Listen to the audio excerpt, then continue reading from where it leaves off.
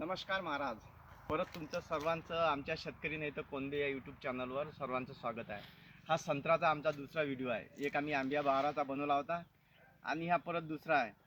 तर ही जी बाग आहे, ह्या बागेला आम्ही स्वतः भेट द्यायसाठी चाललो. ही वरुड ते पांढुर्णा रोडवर बिलकुल पांढुर्ण्याजवळ शिवजीचं जे मंदिर आहे त्या रोडच्या बाजूनच ही बाग आहे.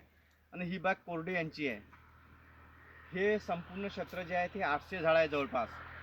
आणि ह्या 800 झाडावरही तुम्ही बघू शकता की प्रत्येक झाडावर 1500 ते 2000 संत्र एका झाडावर आहे. 15 ते 2000 ते 25च्या पर्यंत संत्र आहे. आणि असं एकही झाड तुम्हाला दिसणार नाही का ह्या झाडावर संत्र तेवढे आहेच नाही, तेवढे आहेच महाराज संत्र. आणि यांच्यासोबत चर्चा केली असता तुम्हाला सांगतो की हा जो बाग आहे तर हा बाग हे झाड 9 वर्षाचं आहे.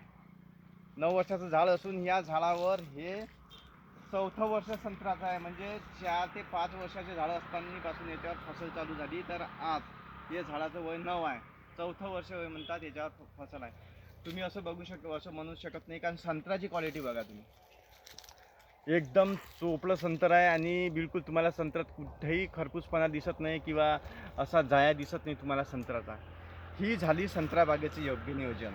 आणि माझ्या पाहणीत तुम्हाला सांगतो एवढ्या 850 झाडावर एकसारखं संत्र मी पहिल्यांदाच पाहत आहे.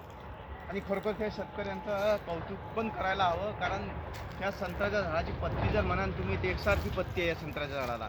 जेवढी जास्त संत्र्याच्या झाडाला पत्ती असते महाराज तेवढेच जास्त संत्र असते. आणि हीच कमाल ह्या संत्र्याच्या बागेची आहे, कारण भरपूर पत्ती, एकदम ग्रीननेस, क्वालिटी एकदम सुंदर.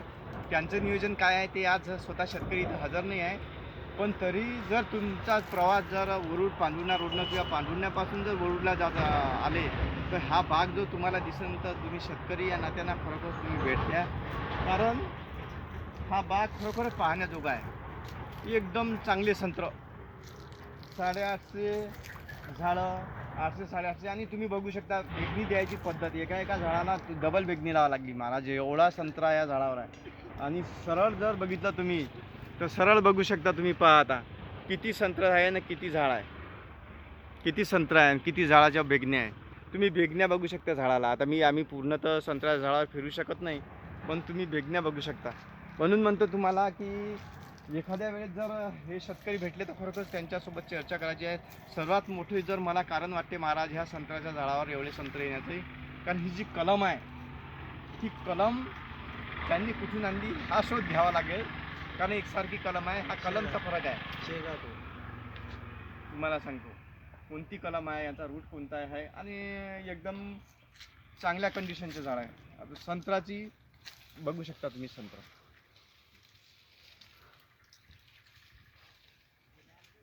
जर तुम्हाला वरुडवरून किंवा पांढुर्ण्याकडे मध्य प्रदेशाकडे गेले किंवा पांढुर्ण्याहून वरुड्याकडे ह्या रोडनं आले तर तुम्ही ही बाग बघू शकता तोळाच्या आधी. असेच नवीन व्हिडिओ पाहण्यासाठी तुम्ही आमच्या शेतकरी नाही तर कोंदे यूट्यूब चॅनलला भेट द्या, कारण आमचं व्हिजनच आहे कमी उत्पादन, योग्य नियोजन आणि उत्पादनात वाढ. नमस्कार महाराज.